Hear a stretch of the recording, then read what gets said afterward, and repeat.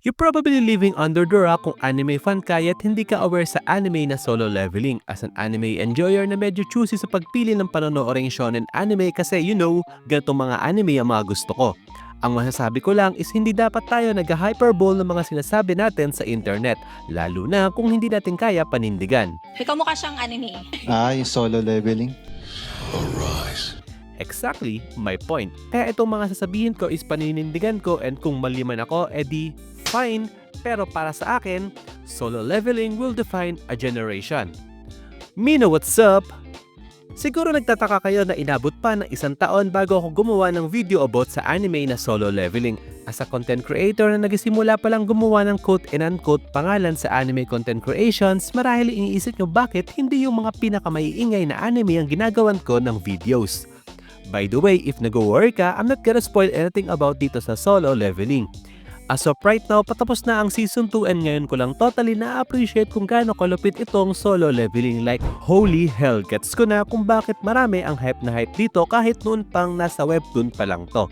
For reference, ang Solo Leveling ay galing sa manhwa or basically ang Korean version nila ng Japanese manga. Bago pa ito magkaroon ng anime adaptation, may certain level na to ng popularity sa manhwa community na umabot din sa mga manga readers kaya ko. In fact, feeling ko nga may legend status na tong Solo Leveling sa manhwa history. So dahil doon, nagkaroon ng interest ng mga taga-Japan para gawa nito ng anime adaptation which ang result ay ang Season 1 ng Solo Leveling na pinalabas noong Winter Season 2024. Which to my surprise na enjoy ko rin ng sobra.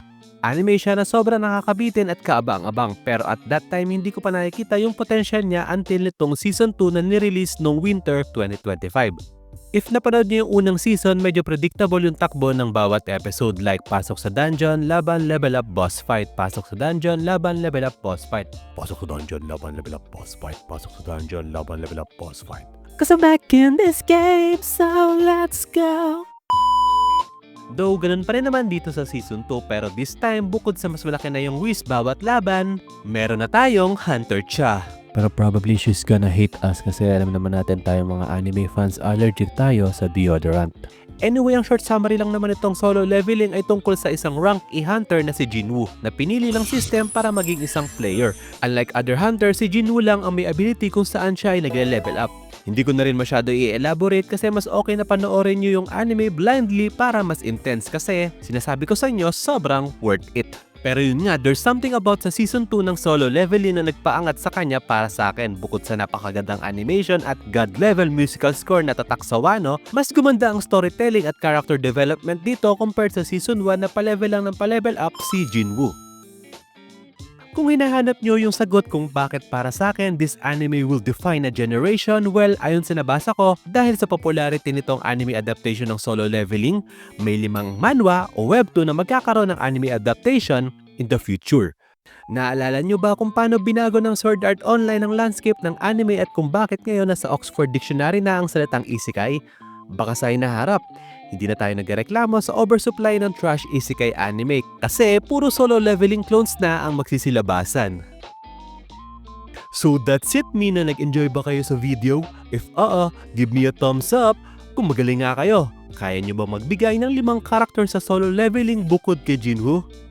Comment down below. With that, well, yun lang.